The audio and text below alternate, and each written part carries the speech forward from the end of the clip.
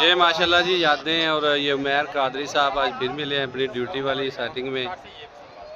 الحمدللہ بڑا مزہ آ رہا ہے. سرکار کی بارگاہ میں بھی جانا ہے انشاءاللہ تعالی، اور ابھی کعبہ شریف کی زیارتیں کر رہے ہیں. تو عمیر بھائی کیسے ہو؟ الحمدللہ کام ٹھیک جا رہا ہے؟ الحمدللہ. اور یہ ہمارے بیسٹ فرینڈ ہے، عمیر صاحب کے بیسٹ فرینڈ ہیں جی. اور سنائیں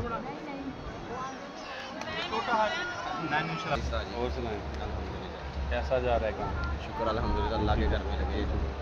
ماشاءاللہ اللہ کے گھر میں ان کی ڈیوٹی ہے جی ماشاءاللہ الحمدللہ. 1 سال ہو گیا ساجی ادھر ہی. اللہ کا لاکھ لاکھ بار شکر ہے. بچہ پھر ملنے آیا تھا، ماشاءاللہ بڑا ہونہار بچہ ہے.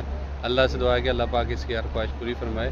اور بڑا خوش قسمت ہی ہے یہ کہ یہ ماشاءاللہ ادھر اس کی ڈیوٹی ہوتی ہے.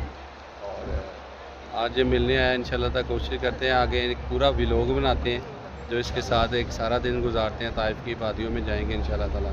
تو یہ آپ نے اب شیڈول بنانا ہے انشاءاللہ جی. لبیک اللہم لبیک لبیک اللہم لبیک لبیک اللہم لبیک لبیک اللہم لبیک. کعبے کی رونق. جی الحمدللہ. آج انشاءاللہ تعالیٰ حجر اسود کا بوسہ لینے کا ارادہ ہے. انشاءاللہ تعالیٰ کوشش پوری کریں گے، اللہ پاک کامیابی دے. اور یہ ہمارے ساتھ فیملی میں بچے ہیں ماشاءاللہ.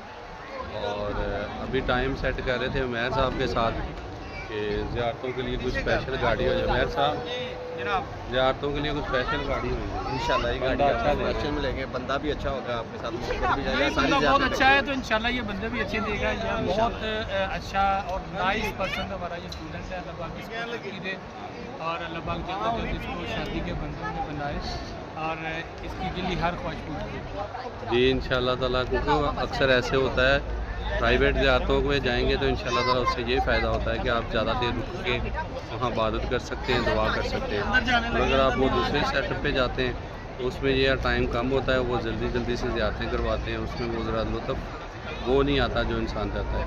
چلیں انشاءاللہ پھر اپنا آگے چلتے ہیں اور مکہ شریف کی کعبہ شریف کی زیارت کے لیے آگے بڑھتے ہیں. کعبہ شریف کی زیارت کرتے ہیں. جی ماشاءاللہ سے یہ رش چیک کریں حجر اسود کو بوسہ دینے والوں کا. اور میں کافی دور تک کھڑا ہوں لیکن یہاں پر بھی دھکے لگ رہے ہیں. یہ دیکھیں